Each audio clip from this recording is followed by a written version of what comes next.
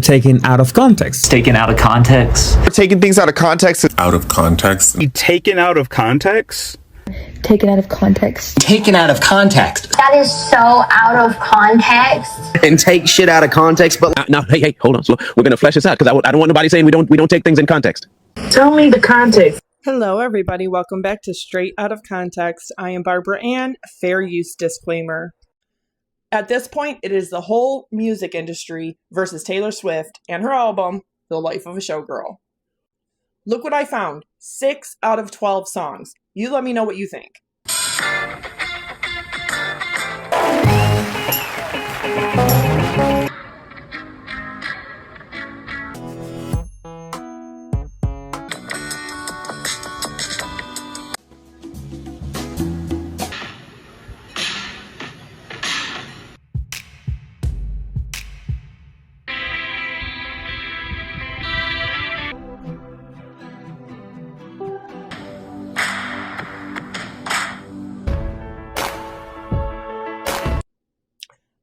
The Life of a Showgirl is also giving Jonas Brothers. Cool. Like I said, it's giving 1977 to 1985 vibes. But we didn't mean plagiarize 6 out of 12 songs. And there are 2 others that sound very similar to other Marvin Gaye songs as well. And his wife will not tolerate any kind of plagiarism. I don't know about Lorde. I don't know about, Post Malone.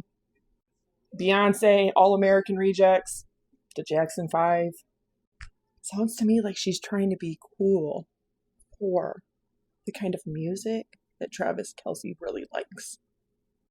Like she wants to click off that box. So this is what I found. Wood, Jackson 5, Want You Back, Beyonce, Halo, The Life of a Showgirl. Also, Jonas Brothers, cool. Opalite, Circles by Post Malone, Actually Romantic, Hope It Gives You Hell by the All American Rejects, or Marvin Gaye. Also, Father Figure, Lorde, Royals, and Ruin the Friendship, another Marvin Gaye song. It's the bass line, and the other one is the main line, but you can clearly hear it. That's 6 out of 12. I see more lawsuits coming for Taylor Swift. Or how about you just rightfully credit, because that's the difference between cultural appropriation and cultural appreciation, is paying and crediting. I mean, what's stopping you, Taylor? You did it to Olivia Rodrigo for a song that Jack Antonoff wrote with you, but you can get away with doing this? What? How did no record label, especially Universal Music Group, not check this? I used to kind of have this dark fear that if I ever were truly like happy and free being myself and nurtured by a relationship, and what happens if the writing just dries up? What if writing is directly tied to my torment and pain? Well, and it turns out that's not the case at all. And we just were catching lightning in a bottle with this record. There's a song called Father Figure, where the first line of the second verse says, "I pay the check before it kisses the mahogany grain." Yeah. And I'm like, that's my favorite type of writing, right? Where you have to think about, wait, what do those words mean? Oh, somebody got the bill before it hit the table, but you say kisses the mahogany grain. I'm like, okay, that's my favorite type of stuff to write. But there are some lines in the song The Life of a Showgirl that are very much sort of like the manifesto of how I've had to operate within this industry. It's a song about meeting one of your sort of idols, and they, instead of being what you thought they would be, they warn you against following in their footsteps, because they just want to be honest with you about how hard this industry is, and you do it anyway. How is this the work of a 35-year-old woman, lyrically speaking? I just finished listening to the album, and I have to say, as an ethical Taylor hater, right? I think as a person, her ethics are questionable, but I think you can't deny that she is one of the best songwriters of our generation. Period.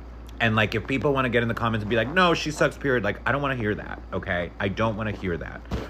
Dancing in the Refrigerator Light will be embedded in my brain forever. The woman knows how to write a song. And it appears that the older that I get and the older that she gets, the quality of the songwriting, the depth of the songwriting is going down. And I want to say, and this is not pitting women against each other. This is research. This is data collection. This is simply speaking about art that is reflecting on the human experience. Madonna gave us erotica by the time she was 35. Beyonce, and I don't give a fuck. Beyonce had given us 4 self-titled and Lemonade when she was 35. Okay? Janet Jackson was at All For You level for 35 years old. Like, what are we doing here? I want to know genuine reflections from what it's like to be one of the most, if not the most famous woman alive in this moment. The most successful female white musician of our time right now. And this sounds like, and I already made a reference to this, and I don't give a fuck because PLL is in my heart forever, okay? But this sounds like Alison De Laurentiis wrote it in season 1. This sounds like a 13-year-old girl who's running laps on girls who are about to go to college. But she's 35. And I can't philosophize too much because I don't know a lot of the lore, but I do know that we have that there is this really intense relationship that the general populace and the media has had with Taylor Swift for a very long time, which is she's trash or we coddle her forever. And I feel like that can't be good for your psyche in a way. And I think also whiteness plays a very significant part in the maturity level that is socially acceptable for someone of her age to be able to display in a record, and for Rolling Stone to say it's a 5-star record. Okay? Rolling Stone magazine quoting lyrics that are like, she's hilarious as ever, comparing a foe to a toy chihuahua and thanking the haters that call her bad news. Where is the Taylor Swift that wrote Dear John? Where is she? Where is New Year's Day Taylor? Where, and let me just say, pop vocalist wise, the woman is unstoppable.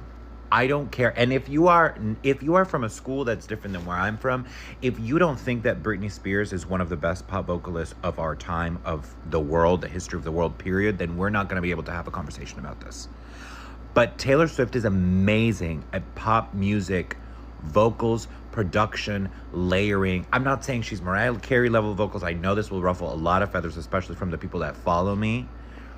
But I can't sit here and lie to you on this app and say this woman doesn't know how to make a pop song, because she does. And the vocals in the album are lovely. But she's trying really hard to be juvenile in a way that's strange to me. And in a way that speaks to, specifically with the desperation in which that she is, her team and her are putting out like merch and different versions of things for this album to incite the hysteria in her particularly young fans, or at least young at heart, right? Like Taylor Swift fans who are extremely hardcore are like Disney adults, except they're allowed to be like ridiculous on the internet and like threaten people for some reason, right? Disney adults just want to dress up like Winnie the Pooh and go to Disney World. But like, there is a sense of desperation to hold on to something. And the fact that she returned to Max Martin, the fact that it starts so good. The Fate of Ophelia is so fucking good. I was like, girl, she got me. And then it just kept getting cornier and cornier and cornier, and I was just like, whoa. It's like me levels bad. lyrically speaking. Sonically, I kind of like it. It's glossy, it's fierce, it's tactile pop music in a way, but I'm having a really hard time because I tried to get into Tortured Poets department and I simply couldn't. But I don't think I can live in this world with the horrors going on and people gaslighting me and telling me that this is the best album to ever exist and these are the best lyrics ever made in the world. I simply cannot participate in that. I can't. I cannot. And I'm going to listen to it again and I will come back after. But I'm very shocked that this is the lyrical depth of, like, she does wordplay that's like, it's hot as ice. Ooh, my icy veins. You wanna skate in them? Like, you're almost 40. What about life do you want to convey? And The Life of a Showgirl is such a good title. And as much as I respect the art of being a showgirl, the labor, the commitment, the Kylie Minogue of it all, the Vegas of it all. And I she is a touring musician, so I can't take that away from her. I feel like she trivializes it in a way. I don't have quite enough collected thoughts about it, but in my mind, one of my first thoughts was does she think showgirls are immature? Because I just don't I'm just really confused. And I'm establishing a boundary in which, in my corner of the internet, this is not a 5-star record. And this is not the lyrical genius that I know Taylor Swift to be. She's been missing for a while. And she's not here. To everyone who's disappointed, you have to understand that this is what she does. And this is what she had to do. This was the perfect album to follow Tortured Poets Department because it is a complete 180. It is completely different. And Taylor Swift is known, she never does the same thing twice. She keeps us guessing. She keeps us on her toes. That's how she has maintained a steady climb throughout her career. Obviously, there's been some bumps of things like Reputation era and everything like that, but she has always been able to recover and come back stronger and take those next steps up the ladder. She has never had a flop era, never. And this one is far from a flop era. A lot of people who are saying they're disappointed are comparing it to Tortured Poets Department. They're asking, where's the same lyricism? Where's the same poetry? But it's like we get amnesia and we forget that the Tortured Poets Department was widely beloved by fans. But for the general public, a lot of people had a lot to say that it was all over the place. There were too many songs, it was too wordy, it was too much. This is the album, The Life of a Showgirl, loops back in the general public, brings them in. This is a pop album, a perfect pop album. This is album of the year. This is Grammy.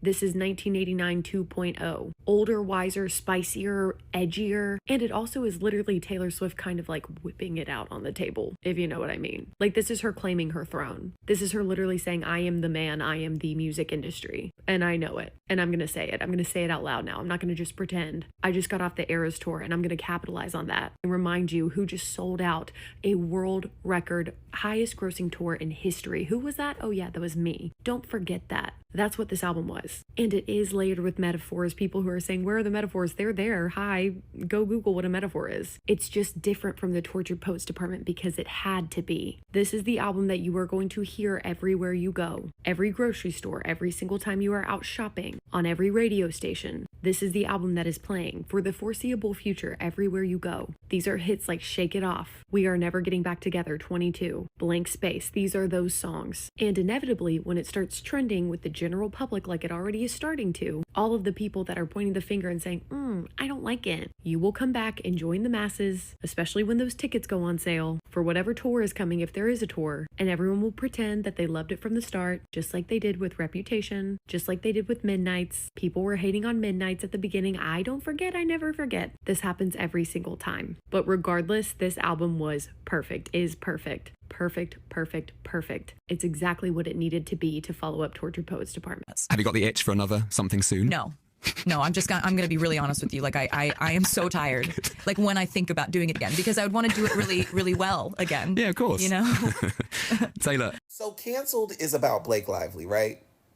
That's what that song is about. I'ma stick beside the ones that the stuck beside me, whether they cancel or not.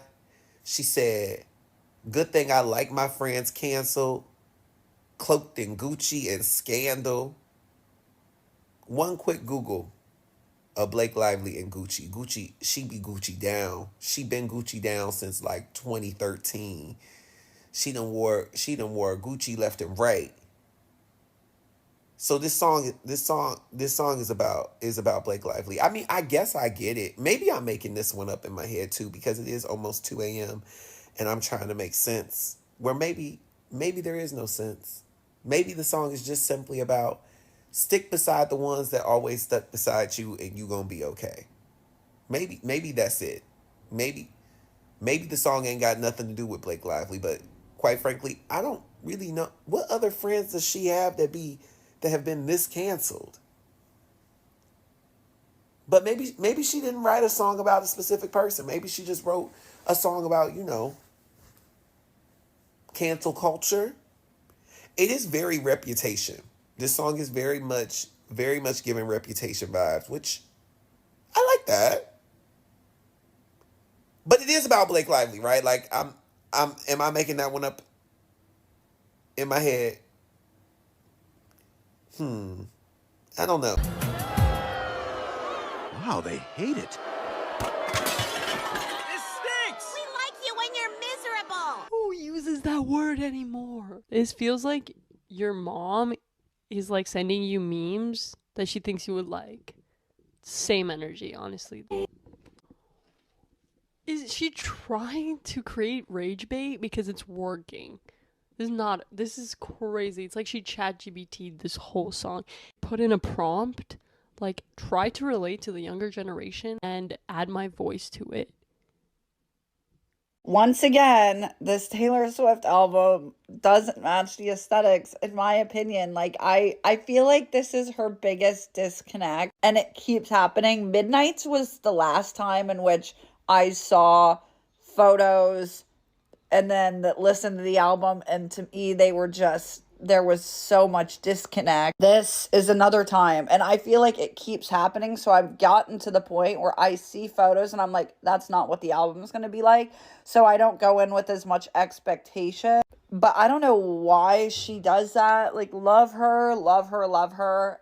I really don't understand that. For this album, what I think it is like, yes, Taylor Swift is a showgirl, like, by definition, but she's not this.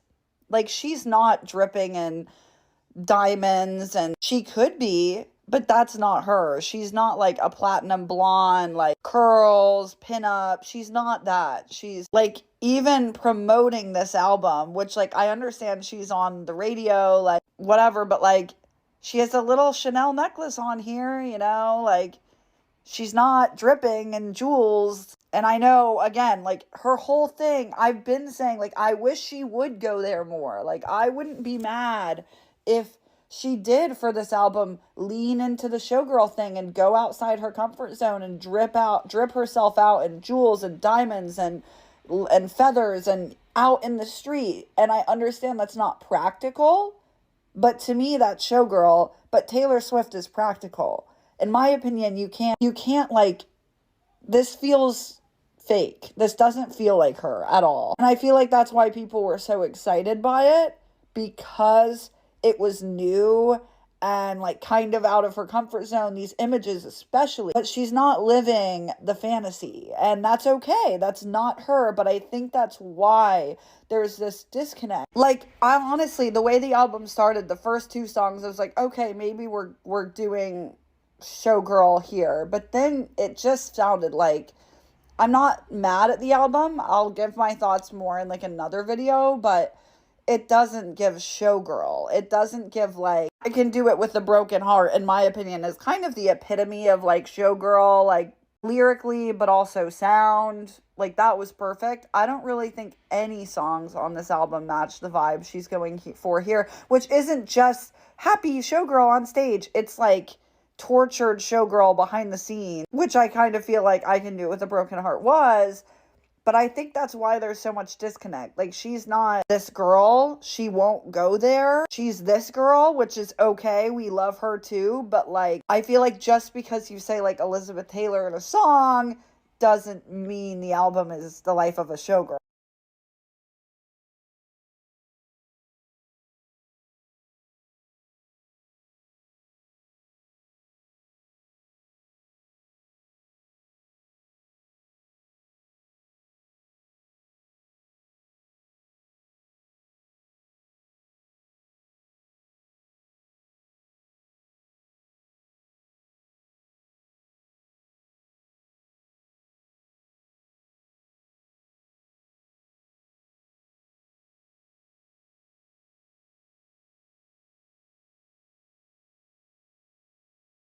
Can I just caught a glimpse of the ring. Oh, yeah, you want to see? Yeah. Yes, we do. Well, listen, so am I right in saying that Travis designed that ring? He did. He designed it with this amazing jeweler, Kindred Lubeck is her name, and she does all of her gold engraving by hand.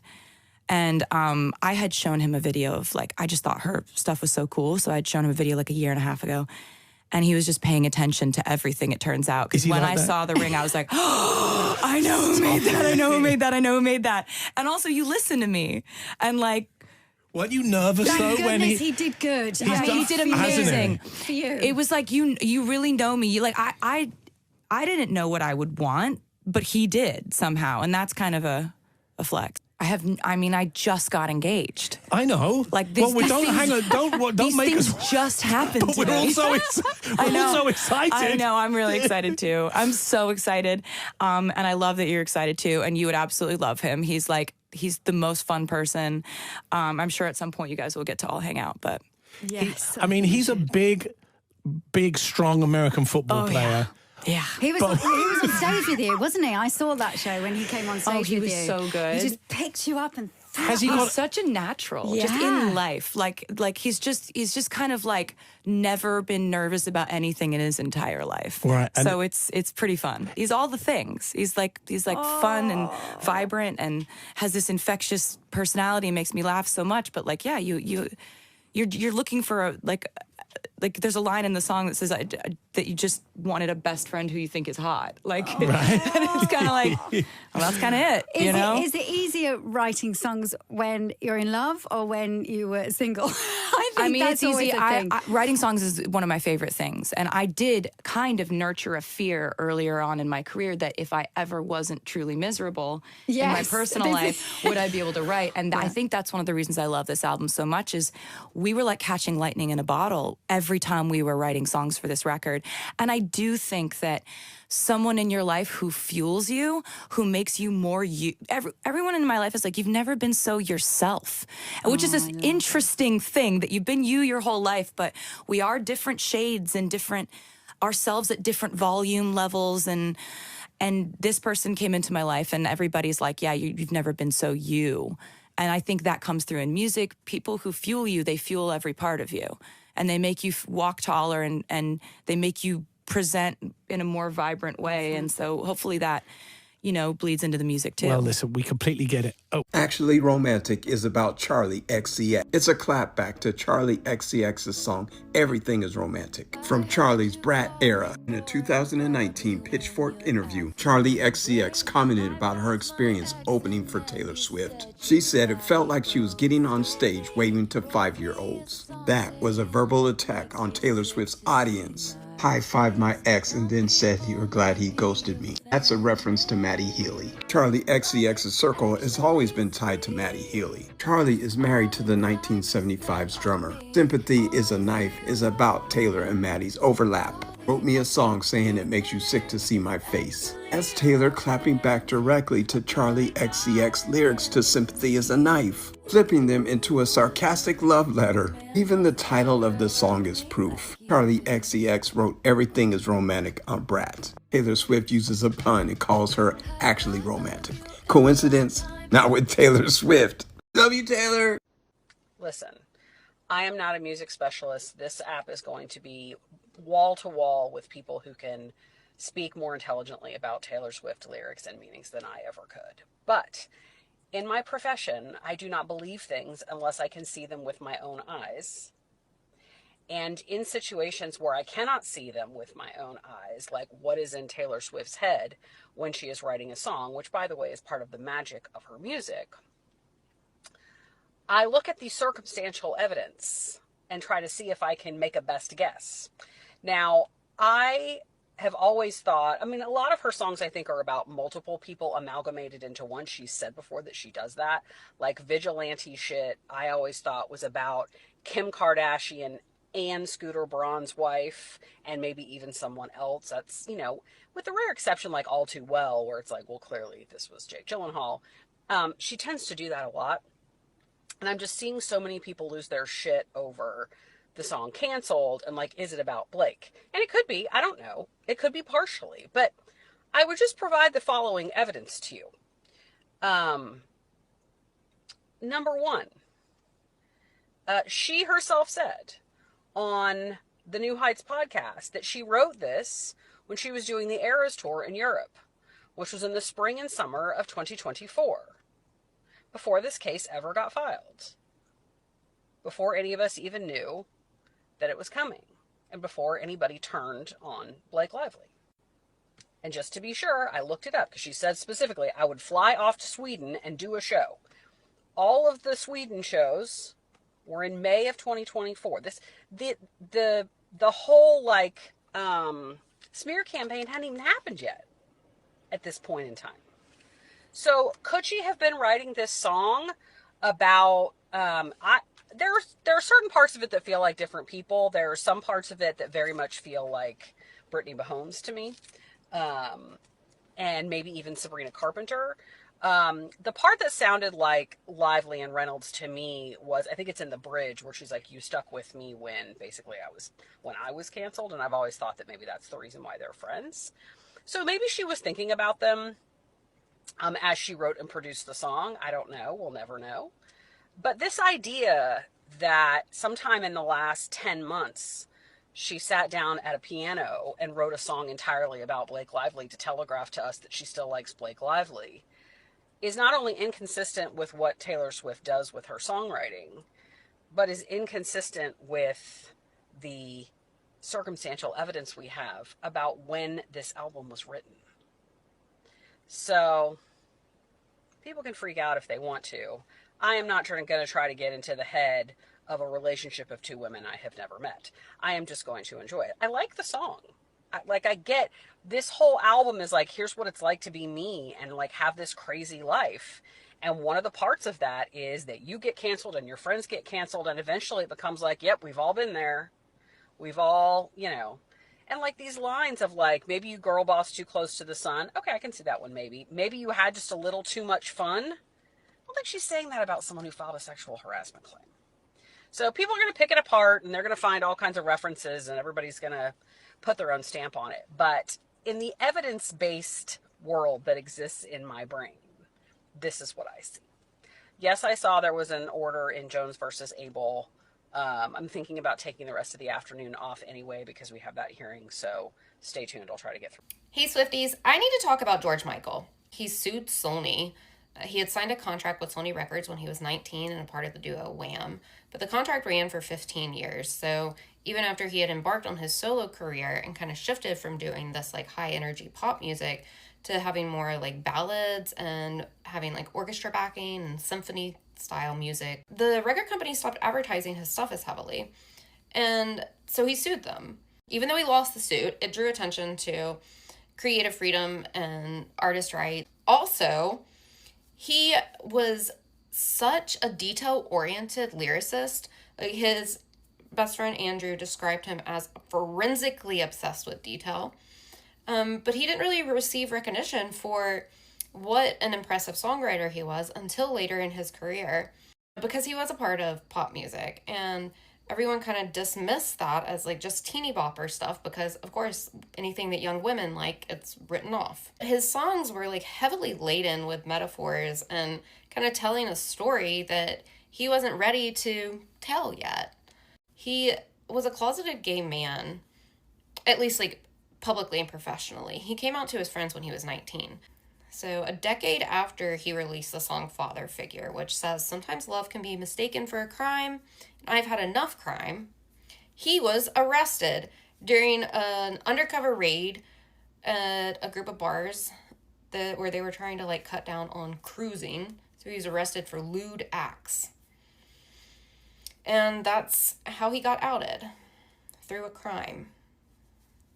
So he went on CNN, did a huge interview, and released a song and a music video called Outside, telling the story of what happened when he was arrested. He talked about why he didn't come out publicly earlier. He said that if your goal is to be the #1 artist of the year, why are you going to make life harder on yourself? He received a lot of criticism for not coming out, but he had a right to his closet. Everyone does. 10/3, 1:30 a.m. There is a broadcast of one of his documentaries airing on TV. Like, it came out in 2019, but it's being broadcast tonight. Isn't that interesting? Maybe a coincidence. I don't know. For no reason in particular, I want to talk about the relationship and history between Charli XCX and Taylor Swift. This is them when they probably first met at the iHeartRadio Jingle Ball in 2014. Charli also covered Shake It Off in 2015 and was invited on stage by Taylor to perform Boom Clap at one of the 1989 tour dates in Toronto. She also opened for Taylor on the Reputation tour with Camila Cabello. There was never really indication that they were good friends, but they definitely had a positive relationship at this point. The next year in 2019, Charli did an interview with Pitchfork where she said about opening for Taylor, "I'm really grateful that Taylor asked me on the tour, but as an artist, it kind of felt like I was getting up on stage and waving to 5-year-olds. She also said that after opening on the Reputation tour, she decided to never be an opener again. Some Taylor Swift fans got really mad about this, and that led to Charli posting a Notes app apology on Twitter, saying that she just meant that she's used to playing at 18+ clubs and hadn't performed in front of kids before, and that she was happy to be an opener. You can read. And in more interviews in 2019, when she's asked about Taylor, she compliments her. In this interview, she says that she's a great businesswoman. And then there's basically nothing until 2024. In early 2024, she uses a Taylor Swift Tortured Poets Department tweet to bring hype to the Sweat Tour. It says, "What a crash, what a rush." She says everyone's hyped for the Sweat Tour. Crash, a Charli XCX song. Rush, a Troye Sivan song. At this point, it seems friendly, like joking. In May of 2024, just before the release of Brat, Charli posts on TikTok a Brat PSA. You can see some of it here. That some people think that there are diss tracks on Brat, and I just wanted to come on here and clarify that there aren't, apart from maybe Von Dutch, which kind of is, but the other tracks in question aren't diss tracks. They're really just about how it's so complicated being an artist, especially a female artist, where you are pitted against your peers, but also expected to be best friends with every single person constantly.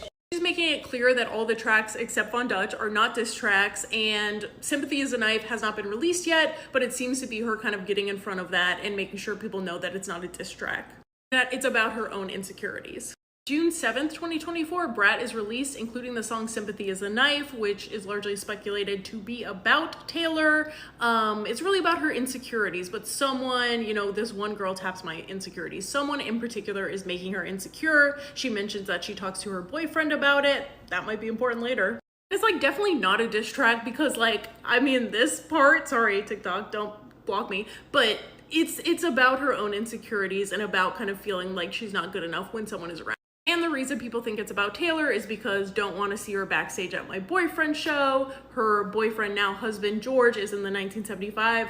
Matty Healy is in the 1975. We'll get to him next. And Taylor was briefly dating Matty Healy before this song was released. Taylor performed Anti-Hero at a 1975 concert, so it was definitely, backstage at her boyfriend's show at some point.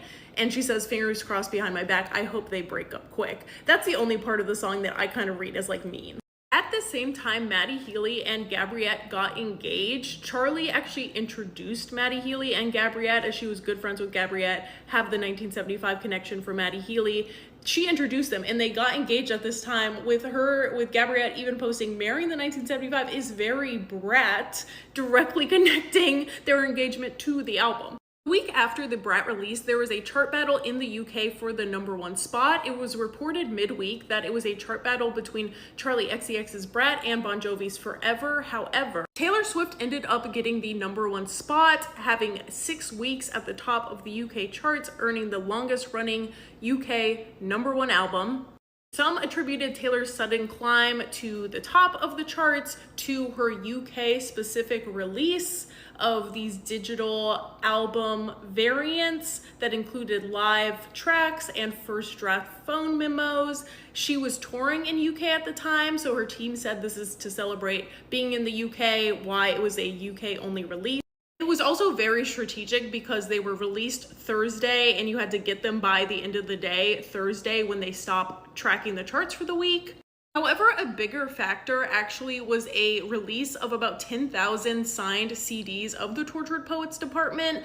Taylor's team has been accused of strategically shipping out CDs or vinyls because they count on the charts the day they ship out. So strategically shipping them out during specific weeks. She was accused of doing this earlier around this time to beat Billie Eilish in the US charts. There was a lot of conversation about this. I remember talking about this when it happened. The replies of the tweets I just showed were a lot of Charli XCX fans or people kind of just done with the chart manipulation that some call it. This person says, and we know why. And it was because Brat was expected to beat Bon Jovi and be #1, but Taylor just, snuck up and beat both of them. And some Charli fans were definitely mad about this. A week later, when she was touring in Brazil, some fans were chanting in Portuguese, Taylor is, which is horrible and awful. And Charli agreed. She stopped it at the concert and posted this on her Instagram story, saying she doesn't tolerate this behavior and to cut it out. Later in August of this year, New York Magazine did a large piece on Charli XCX. They asked her about Sympathy is a Knife, and she again said that it's about her feelings and about anxiety, not putting it on a specific person. They still asked Taylor Swift to comment on it, and she said, this very nice piece about Charli, saying, I love to see hard work like that pay off, about her recent success with Brat. And that's about it for now. I might do a follow-up this weekend. One other thing I just wanted to mention is that people thought that Taylor Swift was going to be on the Sympathy is a Knife reprise, like how Lorde was on the reprise of Girls So Confusing. A bunch of people convinced themselves that Taylor Swift was going to be on the Sympathy is a Knife reprise, which I just think is really funny. They wanted them to work it out on the remix too. I want them to work it out on the remix too. I think it's really great that Charli clarified that she does not want her fans to be mean to Taylor in any way, and I hope Taylor does the same if her fans start being mean to Charli. Taylor Swift, The Life of a Showgirl, is not the album that they pumped it up to be at all. That's why they didn't give you a single, a 5-second snippet of any of the songs, not a music video, nothing. It was over promotion, over promotion, over promotion. Limited edition only. Vinyl pressings, vinyl pressings, vinyl pressings. Time after time after time. But what you didn't realize is exactly what I've said the whole time. You didn't even get a little sample, not even a 5-second sample of any song to even know if you want to buy the album. It is playing on her fans. This right here is a deliberate marketing strategy that she has employed. And it is manipulation of her fan base, pumping an album up so much, making them have the fear of missing out. FOMO. But it turns out a lot of people were correct. You're not missing out on anything.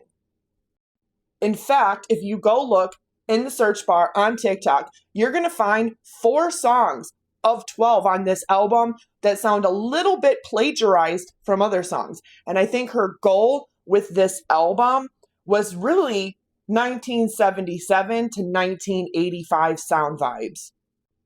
I was born in 1985, so I definitely remember the sound of that time. In fact, people are taking by composure of the music some of her songs and playing them against others. Even some of the titles, some of the words that she's using in the lyrical sequence is very much 1977 to 1985. But she's also trying to play this whole thing. There's a whole song dedicated to Travis Kelce's pee-pee.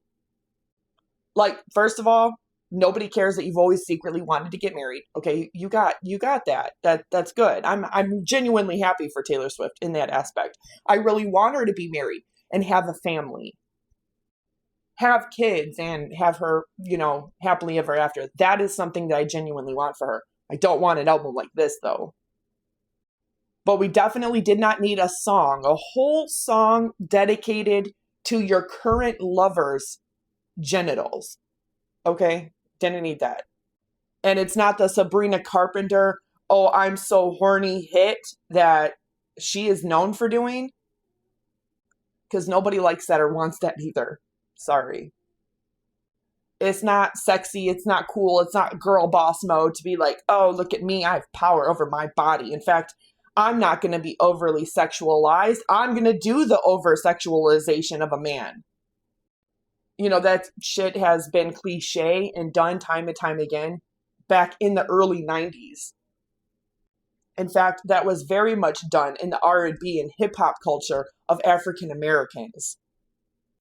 Specifically, African American women who were doing that. So to me, Sabrina Carpenter is 3 decades too short and a whole dime late.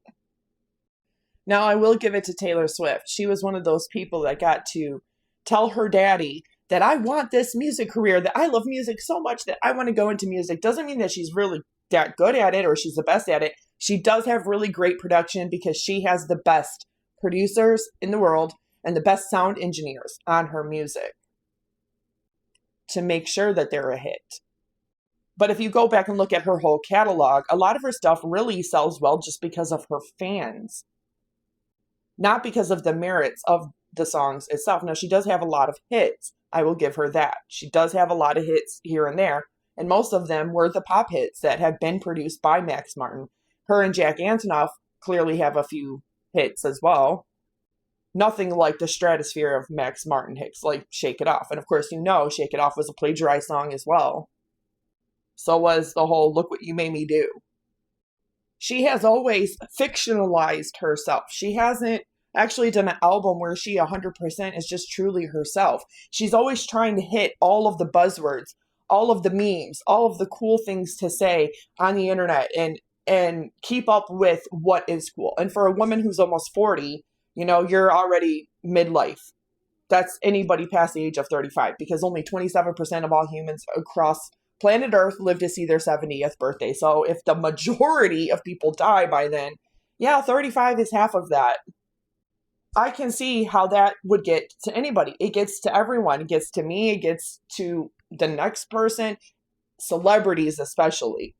They have a hard time growing older. They have a hard time not having that touch that they once had. But Taylor Swift has never had that touch. She's had the ability to be able to pay the best producers to have that touch. The Midas touch. So, of course, for free, because I'm not buying it and I'm not paying for it, the album, I go and put it on fast speed and I listen to the entire thing. Pay attention, sink it in real quick. Lyrics, music.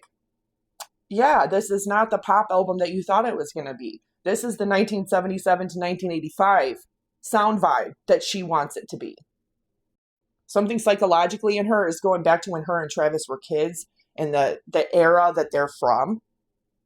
The music that was hits at that time. But it's really kind of weird how lyrically she's kind of trying to pick up on what Sabrina Carpenter's whole entire MO and vibe is. Not really into it. Not really into the plagiarized sounds either. There's nothing extraordinary, revolutionary here. It feels like an album that we picked up out of the back of a 77 Ford, threw that cassette in the non-working cassette player, and it went and then started to play. In fact, the music, the lyrics, the vibe has nothing to do with the life of a showgirl. In fact, it's like all these really odd things are just plucked and thrown together. So I definitely wouldn't spend the money on this album, and I definitely wouldn't let my kids listen to lyrics like the one she's singing.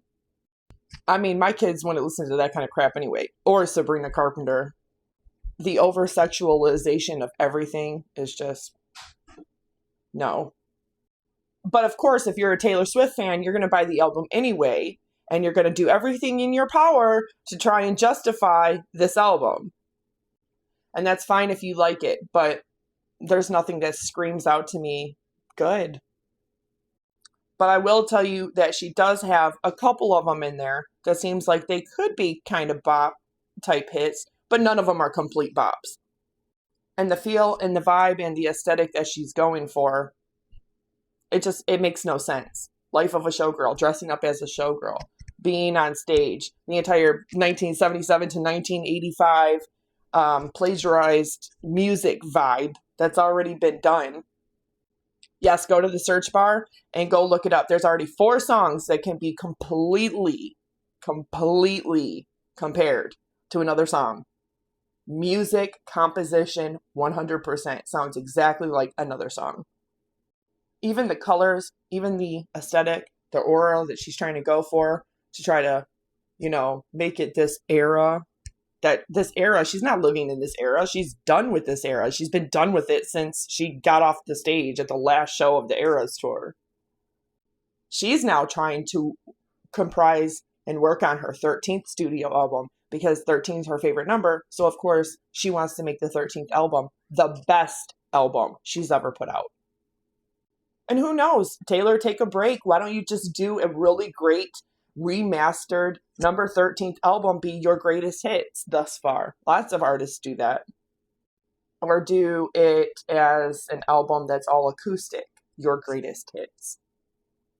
But The Life of a Showgirl doesn't matter if you're listening with your brain or your heart, because I did both quick like this. And I'm telling you, it just doesn't feel balanced. It doesn't feel right. It doesn't feel like it's really Taylor Swift. It feels like she's trying to be somebody or be something that she's not to produce this kind of vibe she wants to give.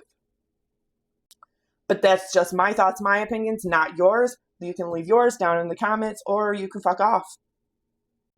All right. Love you. Bye. There are 3 songs on The Life of a Showgirl that sound like other songs. Her name was Kitty. I'm feeling so cool. Bad habit.